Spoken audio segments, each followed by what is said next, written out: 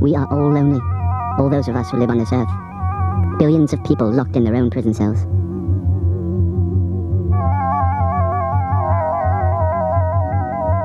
These are the words of a man whose imagination and vision of the future took us by means of film to distant planets.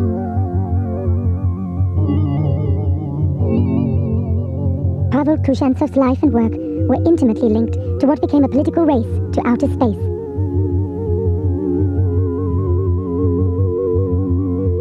I want to create a utopia. A dream of the future about a friendly society, about a new race of people.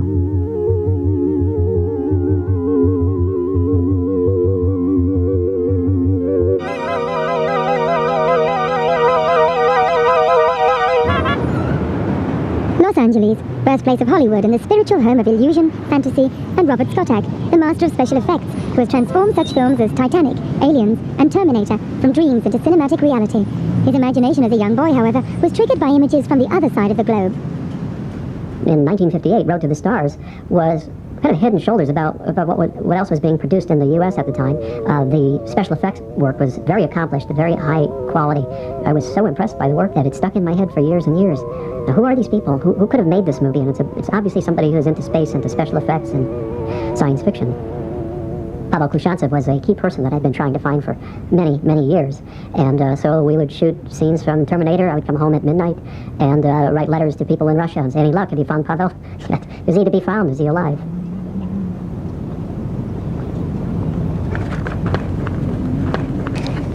Here's actually the first letter he sent to me, which I was thrilled to get. May 1st, 1990.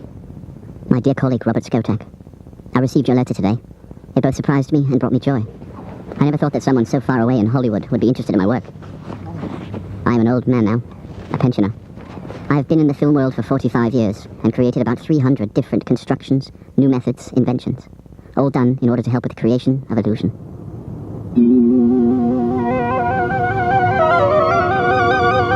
It was here in Leningrad, now St. Petersburg, that Pavel Krushantsov lived and created all his films. And it was here that he learned to survive under a system of state-sponsored terrorism by keeping his innermost thoughts to himself.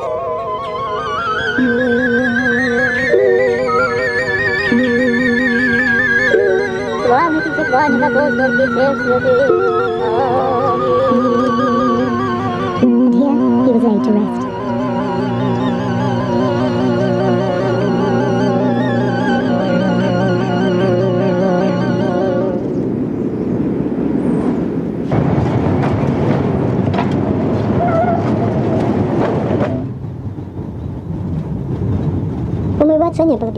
My father didn't have any close friends. No one he could confide in, tell his feelings or innermost thoughts to. He dreamed of having such a friend, but never found one. He opened himself up on paper.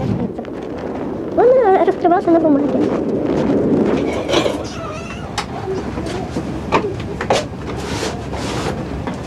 Никто даже не подозревал, даже его родная мама, живя с ним в одной комнате. No one suspected that he wrote a diary, not even his mother, who lived in the same room. Никого не было. When he was home alone, he made a hole in the wall as a hiding place. He made a little door. It was very creative, and he covered it over with wallpaper, and there he hid his diary. The feeling of fear never left him. Чувство страха его не покидало никогда. In Russia we say, without papers you are nothing. With papers you are a person. You must be able to justify yourself at all times. Иметь оправдание. He saved everything. Manuscripts, letters, identification papers, and permits. It was as much an attempt to record his legacy as it was an attempt to preserve proof that he existed.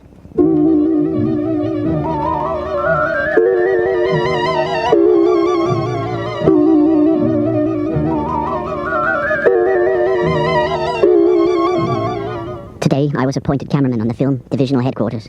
I'm sure I can film just as well as all the others, but I must film better than them all. Despite his promising future, the young Krushantsov begins by making propaganda and training films for the military.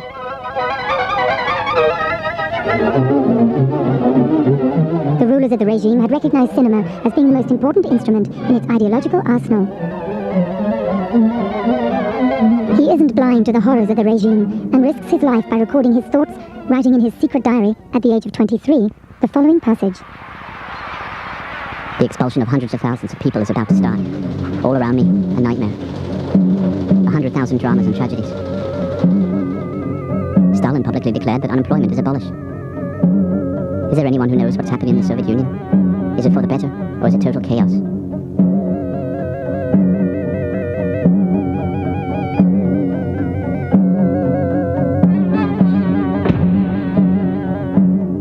The cynicism of our leaders peaked when Stalin, in front of 150 million hungry and miserable people, stated that the workers' conditions had been improved.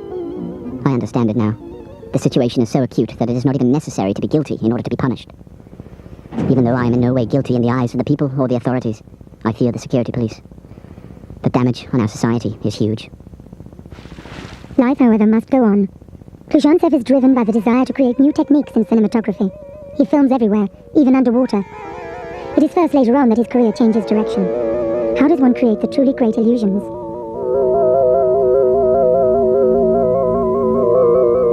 Now here we have a very nice sequence that takes place underwater, and in actuality this is shot on a soundstage that has been fogged in, and of course they're pantomiming in as if they were floating underwater, and they're rigged on wires so they float. And he very cleverly placed very thin tanks of water with fish in them into the set. He placed them so it appeared that there were fish moving through the set, but in actuality this was all dry. And he also laid down a sort of a carpet of fog on the floor, low-lying fog, and as the actors walked through it, it would kick up this fog and it would look like silt rising at the bottom of the ocean floor. He also had a tank of water above the set with a light shining through it so that there was a mottled pattern of reflections from the surface of the water coming down on them. So there's probably 6-7 different special effects all going simultaneously to create these scenes, which would have been probably impossible to shoot for real underwater with these costumes and staging all the action that needed to be staged. When I got these photographs, this could have been all kinds of $1 million coming in the mail for me, because all kinds of mysteries were answered about how these shots were done and who the people were. This was an amazing thing. I showed these to everybody. Look what I got sent to me from St. Petersburg by this special effects master. This was like getting gold in an envelope. This was very, very, very exciting. The film studio in St. Petersburg. It was once a center for the production of state-sponsored propaganda films and popular easy-to-swallow documentaries.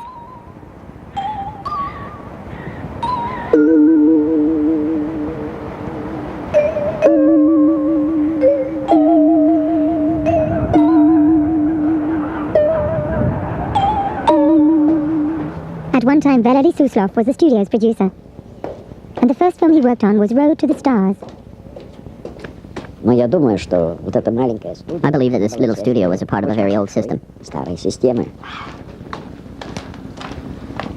And now this studio is nothing more than a piece of wreckage of that old system.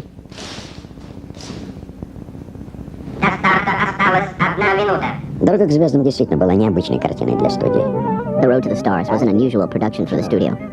Every bureaucrat, both from the studio and Moscow, knew that the film would be expensive to make. Больших денег.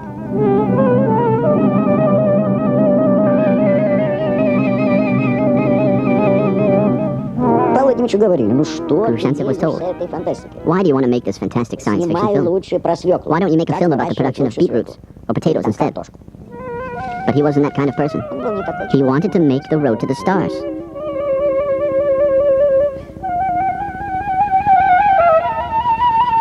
The old editing suite. It was here Khrushchev edited his films, creating the illusion of an advanced society that was not only capable of leaving the Earth's atmosphere, but traveling the universe at will.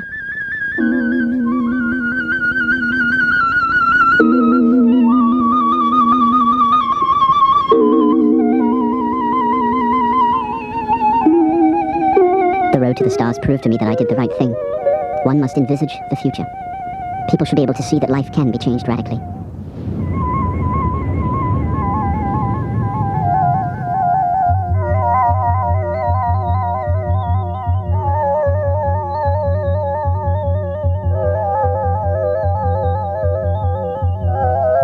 It was important to Khrushchev that his vision of the future was scientifically correct. During his work on the film, he was in close contact with the engineer and rocket expert Tikhon Ravov. He was the right-hand man for Korolev, the head of the secret Russian space program. Since the war, he had worked with his team on the construction of the rocket, which would be sent into space and orbit around the planet. They are close to achieving their goal. At this time, Khrushchev begins work on a script about the story of the invention of the rocket and the future of landing on foreign planets.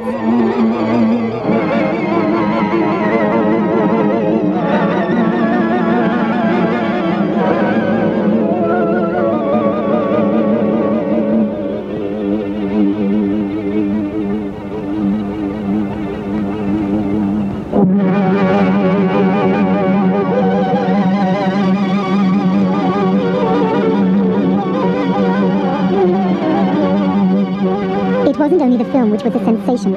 By a twist of fate, its release coincided with a historic event.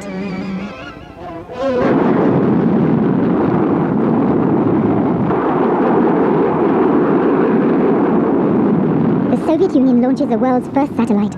They call it Sputnik. До этого о космосе, так сказать, говорили чисто теоретически. Before Sputnik, we spoke of space travel as something purely theoretical. After Sputnik, it was like we touched the heavens. We ran out into the street, looked up and listened for the beep. Пикает, не пикает, увидим, не увидим, все казалось, We imagined that when a star moved, it must be Sputnik. что At that time, my father was making the film The Road to the Stars. он снимал в Ялте, а мы It was in Yalta, and we were all there. торчали на съемочной площадке. Вот и поэтому... That's why when Sputnik was sent up, it felt like a family event. Suddenly it was a film about a space rocket and not potatoes that piqued the interest of the film bureaucrats in Moscow. Their attention was turned towards The Road to the Stars.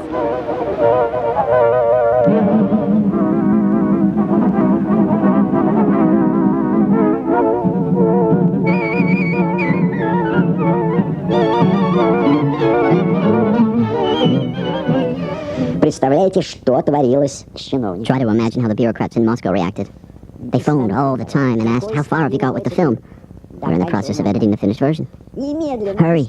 They phoned and sent telegrams. You must shoot some extra sequences with Sputnik and edit them into the finished film.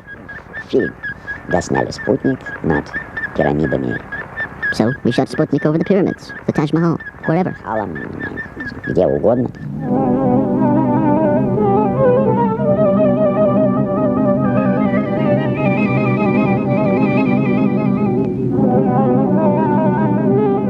Details are paramount for Khrushchev.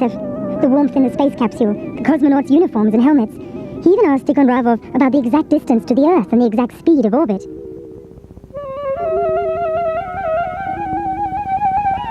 Tikhonravov's answers were exceptionally precise, and they are reflected in the finished film.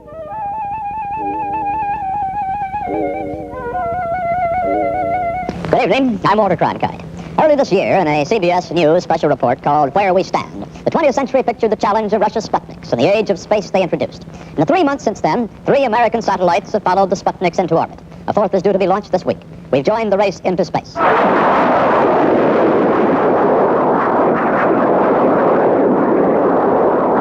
Recently, Russian leaders have been preparing and educating the public for great adventures in space with a film called Blazing a Trail to the Stars. Now, here for the first time in this country is an excerpt from that film, Moscow's prediction of how space will be conquered by Russian scientists, Russian spaceships, and Russian spacemen. The hour for which people have been waiting for centuries. Man's first flight into cosmic space. As a total surprise, on a quiet Sunday evening, we were watching Sunday night TV, and there was a Walter Cronkite series called The 20th Century. And it was about space travel, and what was going on with the space program, which had just been recently received a big push because of the launch of the Sputnik, and suddenly Americans were interested in space and what the Russians were doing. Walter Cronkite announces, we can get a glimpse of it by these scenes from a motion picture called The Road to the Stars, and lo and behold, here comes 15 minutes of this incredible footage of spaceships and space stations and cargo rocket launches and a landing on the moon, and I soaked up every second of it, figuring I'd never, ever get a chance to see it again. So it hit me between the eyes. I was completely enthralled with it. American attempts at sending a rocket into space had been unsuccessful and resulted in one disaster after another. The launch of Sputnik made the Americans realize they were lagging far behind the Soviets. President Eisenhower gave the go-ahead for the enhanced development of the American space program. So this notion of a race for space between our two countries was born. It was in the press practically every day. The launch of the Sputnik had come so much out of the blue. It was such a surprise to the average American. How could they have done this? I have to call it a fear that Americans had of the Russians and their technical accomplishments. From that point on, Khrushchev's career as a filmmaker was inexorably linked to this race, and it became a deciding factor in the films the authorities allowed him to make. Это было чудо, это было как цирк. Так вот они сконструировали. It was a miracle, and it was almost like a circus. They constructed a huge wheel. The cameraman sat behind it in his chair while the wheel turned slowly round. I can't quite remember exactly what it was they were filming, but it was really fantastic, especially if one remembers that it was 1956.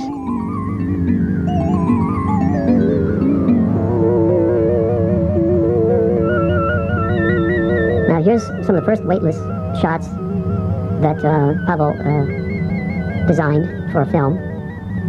This entire set was turned on its side and the camera was pivoted with the set, so it looked like the set was normal, but actually the set was sideways, and the actor was hung sideways. And the actors were hung through the set, so they were floating in the set, and then the set was rotated with the camera.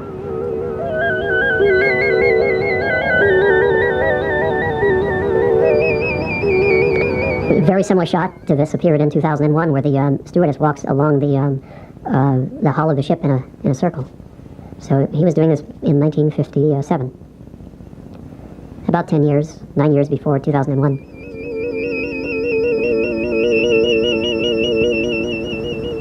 He also invented another method. So he developed this technique called vertical shooting, where the actor was suspended from the ceiling of the studio, and the cinematographers placed themselves below the actor, looking directly up at the person floating on wires, so that their body hid all the wires and the rig. The wires were behind the person. Now, nobody had ever thought of doing it this way. And it's interesting that later, in the late 60s, Stanley Kubrick made 2001, and any number of publications pointed out the fact that he had come up with this great idea of filming, looking at the actors straight up so their bodies would hide the wires. And of course, Pavel had done that 8, 9 years earlier, unheralded, unrecognized.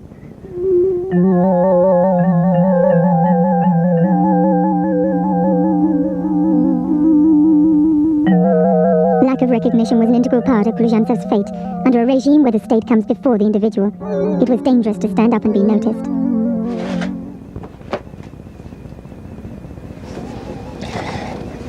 5 января 1938 года. Жанна начинает говорить. Я чувствую, что 5th of January 1938, Jeanne begins to speak.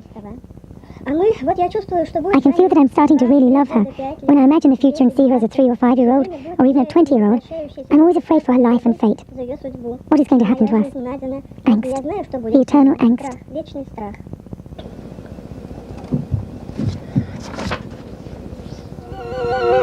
There's, however, more to come.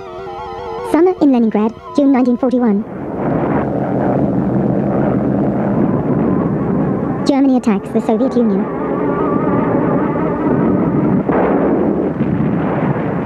They fail in their attempt to conquer the city, instead sealing it off from the world with a ring of iron.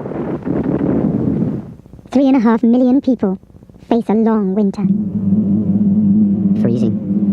I haven't had my clothes off in 3 months. Sometimes I'm afraid of going crazy because of this eternal hunger. Bread rations are small, 125 grams per day.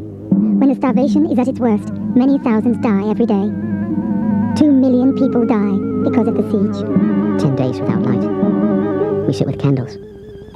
I become weaker and weaker each day. Even the most minimal amount of work exhausts me. The smallest movement is difficult. Совершенно спокойно. Умер такой-то, умер такой-то, умер. It became a normal way of life. Не страшно. That person died, so him, so her. We became used to people dying. That was the most scary part, when death didn't even make people scared anymore. The city dies a slow death, a silent death, a stupid death, a sleepy death. I haven't begun to live yet. I want so much to live. Mother saved his life. If it hadn't been for her, he would have died under the siege. She gave him some of her bread. We found a sledge. Nadja pulled me from the studio to the hospital. I don't know what I would have done. She walked home. 12 kilometers. More and more people are allowed to escape from Leningrad. Escape takes place over the ice. All our documents are ready. We're leaving tomorrow. What awaits us? There are no more diaries after the war, only work notes. The diary from the siege is the last of his private records.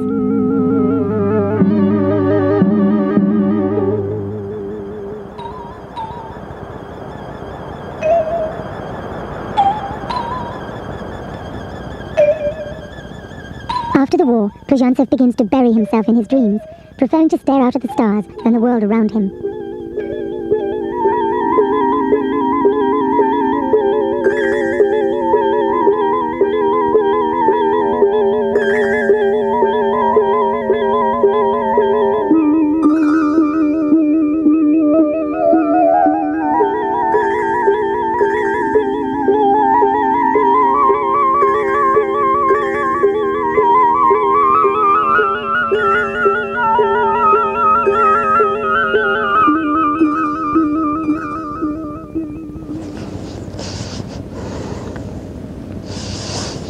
Владимирович Калушанцев Khrushchev was very different from his colleagues.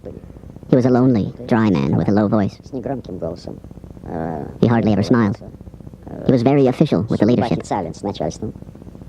В любом коллективе, особенно, скажем, киношном, с компанией, вместе повеселиться. You know what it's like on the job. Among colleagues, one holds parties, one drinks. But all that was a foreign world to him. Употреблял горячительных напитков, не курил. Он... He didn't drink. Nothing in life, apart from work, interested him. That was his life. Вот была его жизнь, в этом была его жизнь. Поэтому... That's why he never had any friends.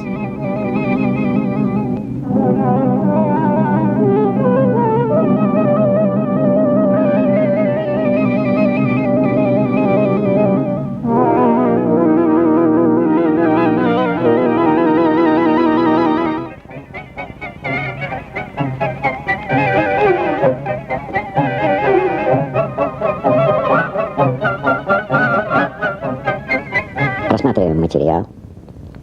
Я говорю, Павел Владимирович, We see the rushes of the days filming together, and then I say to him, иллюминатор космического корабля. И там why do you put curtains in the windows of a spaceship? И кошки. It looks like a summer house. Или And then a cat, какая-то. and flowers. Я думаю, что подспудно здесь... I think that it wasn't so much the exact calculations which were so important to him, который всегда им руководил во всех его делах. А вот такая маленькая-маленькая мечта.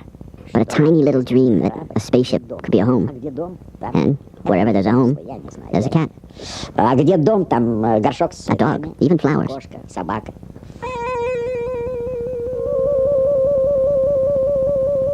One of the happiest things in his professional career was the success of Road to the Stars.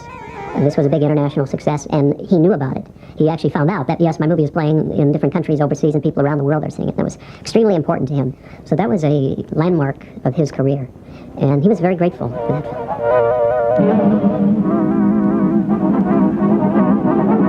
The film reaches an audience of 1 million in the Soviet Union and is sold to 20 countries. After this success, Khrushchev dreams of creating his first feature film. And in a letter to the Russian science fiction author Kazantsev, the co-writer of this new film, he explains the idea behind it. The film will be a contribution to peace. There are 3 expeditions to the moon, a Russian, an American, and a German.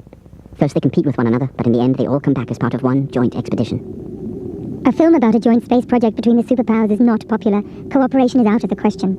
Был ли запрет идеологическим лунного камня? It is more than likely that Moonstone was forbidden on ideological grounds. То самое время, когда Никита Хрущев... It was around the time when Khrushchev banged the table at the United Nations with his shoe. The manuscript was turned down. You must be mad, they said. In addition, the science fiction writer Kazantsev totally refuses to accept the draft manuscripts Khrushchev sends to him. Both his own studio and the others refuse. Hardest to live with.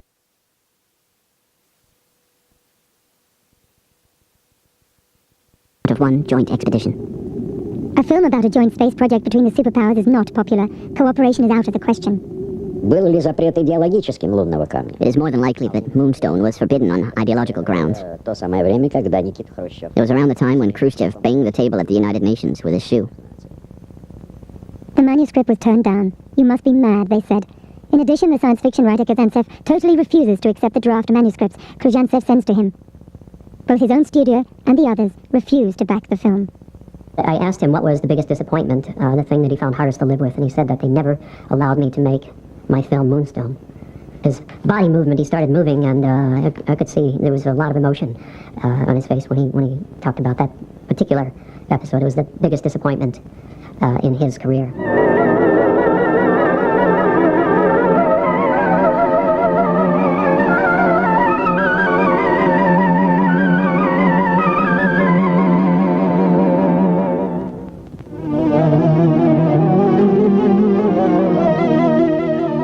Sets his focus past the moon on the planet Venus.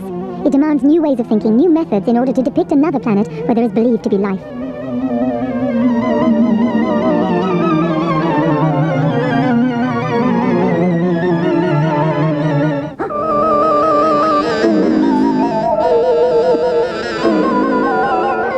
Here we have one of the cosmonauts being grabbed by a giant plant And some of the first use of reverse photography there, where they had actually had the plant wound around the actor and they pulled it off of him and ran the camera in reverse so it looked like it was grabbing him. Traditionally a problem when shooting these kinds of effects, these plants never worked. They were just floppy props and it would always look like the actor was grabbing the tentacle and wrapping it around their neck, or the actor was making the plant move. Well, clearly he wanted to avoid that and he engineered a terrific little effect for the sequence. They obviously had the plant closed and let it flop open, and by filming it in reverse it looked like they closed up.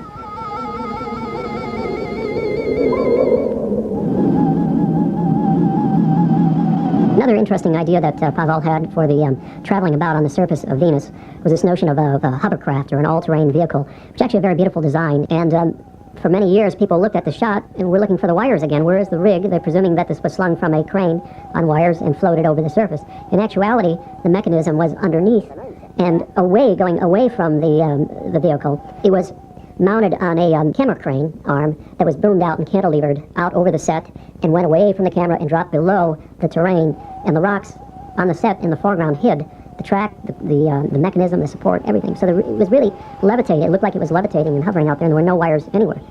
It was well worth doing because, again, it's a tour de force. There are no wires. There's a gap underneath the ship. How is this possible?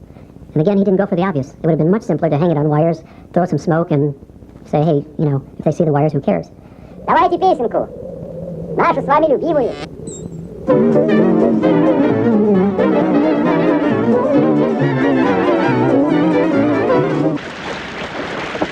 Planet of Storms featured actually a very remarkable robot. What's really impressive about this suit was the mechanics of the claw mechanism of the arm and all the hydraulic rams that had been built in that looked functional, which were really essentially just props.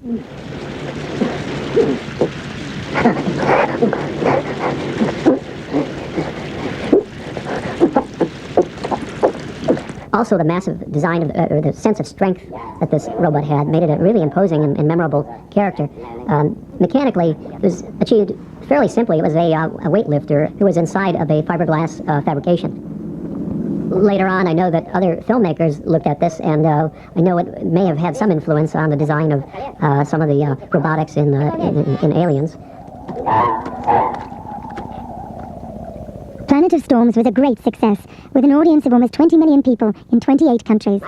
But despite the film's success, not everyone was pleased. The Soviet Union's culture minister was particularly critical. As the lights came back up, she said, "I don't like it when the female cosmonaut cried. Under no circumstances should a female Soviet cosmonaut cry." Her statements had an effect on the journalists present at the screening and served to color the press's criticism of the film. Kuzhentsev wrote in a letter that the authorities had placed the film in Category 3. That meant less money for the director, and the heads of the studio began to distance themselves from his films.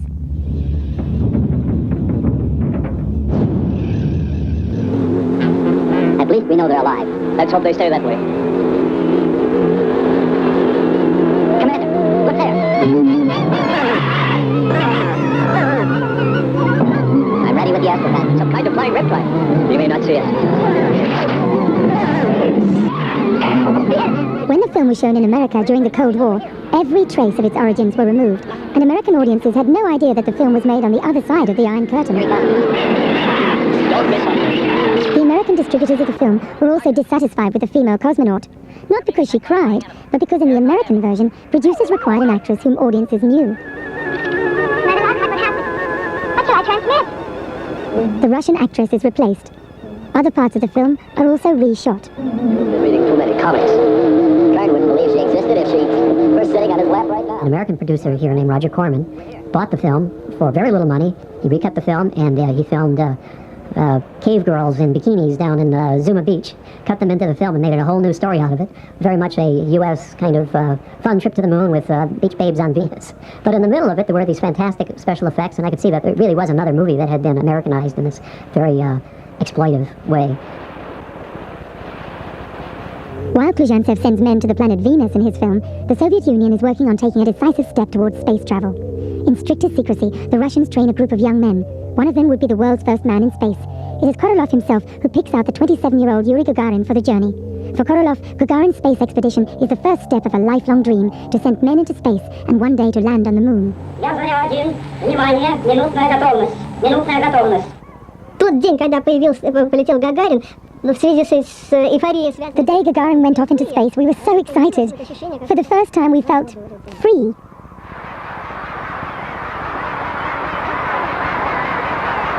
This generation does not intend to flounder in the backwash of the coming age of space. We mean to be a part of it. We mean to lead it.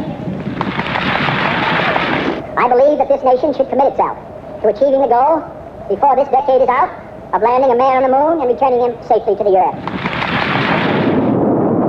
And indeed, the Americans begin to catch up with the Russians.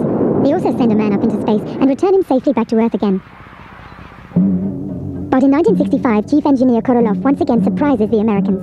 He carries out the most dangerous journey into space the world had ever seen. He had the cosmonaut Alexei Leonov carry out the first spacewalk.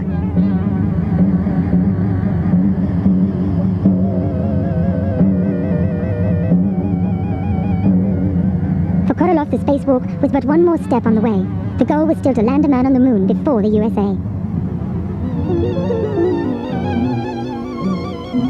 Kuzhantsev begins work on his film about the moon. In his fantasy, he dreams of reaching the moon before anyone else.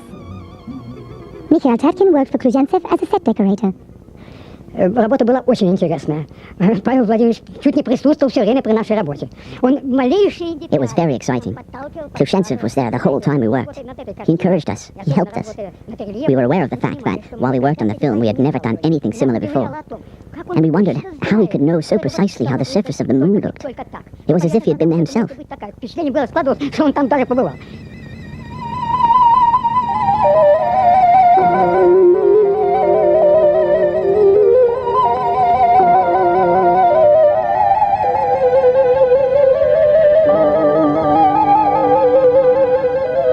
Это было очень удивительно, особенно вспоминаю, когда делали лундоход.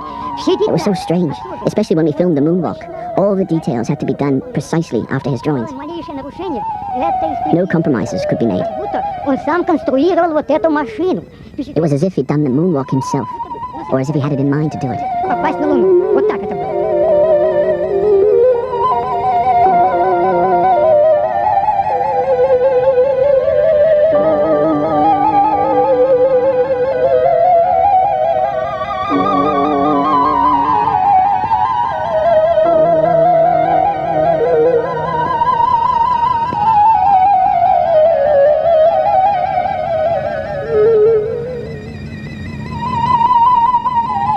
A short time before the film was finished, Kuzhantsev received an extraordinary invitation to meet a man only few had seen, and even fewer knew the name of, the head of the Russian space program, Korolev. Гагарин Александрович подметил ряд недостатков, так сказать, у них это представляется иначе, но, вероятно, более правильно у них, конечно, почему у нас было. И делает свои замечания по фильму. After we showed the film, Gagarin came up to Korolev and was somewhat critical about the accuracy of it. He made a few comments as to what the film lacked. Korolev said, "Shut up, it's a good film." And then he turned to us and said, "Excellent film. Don't change a thing. Everything should be as it is." Так что он не стал его слушать, а нам говорит, что оставьте все как есть, так сказать, ничего не переделывайте, ничего не надо, хороший фильм. Korolev is seriously ill when Kuzhantsev meets him. It was only months before his death. Korolev died before he could see how the space race between the Americans and the Russians would end. The Soviets launch a rocket to the moon.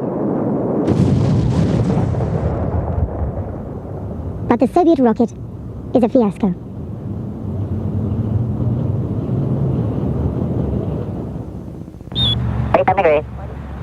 Still looking very good. Your dough. The Americans managed to come first. July 1969, the United States puts the first foot on the surface of the moon. That's one small step for man, one giant leap for mankind. Ah, first time walking up there. Oh, spectacular. Just spectacular. It was painful in a way. It would have been nice if it had been us. My father said if Korolev had lived, it would have been us to be the first on the moon. Как отец мне рассказывал, что, видимо... In the Soviet Union, they retold the story. We had never intended to put a man on the moon, they claimed.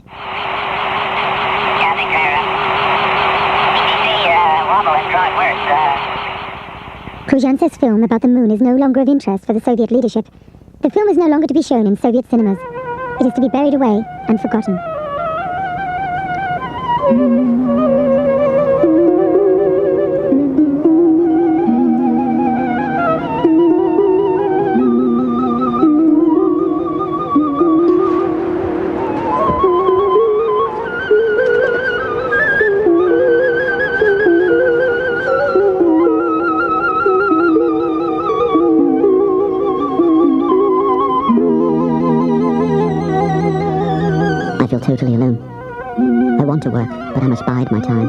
God, it's so difficult.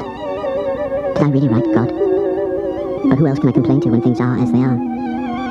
I went into town. An orchestra played. I melted together with the music. I shook, cried a little, and I felt for a few moments that I melted together with God. It's the first time that I felt God so close. God and religion. The whole thing's a joke. Or perhaps I really do believe in God. Oh dear God, forgive me. It looks like I believe in you.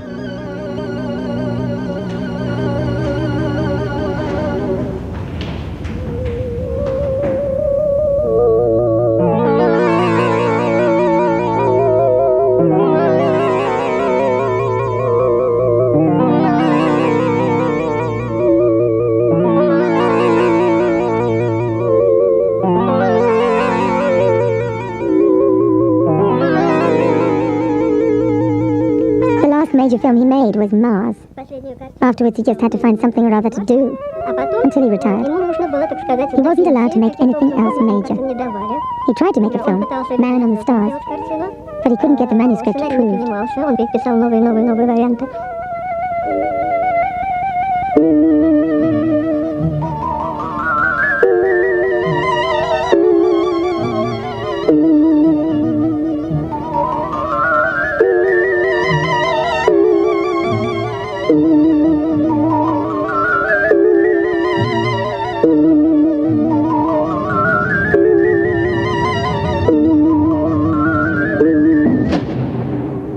Low quality of your work, we hereby inform you that we are terminating your contract with the studio.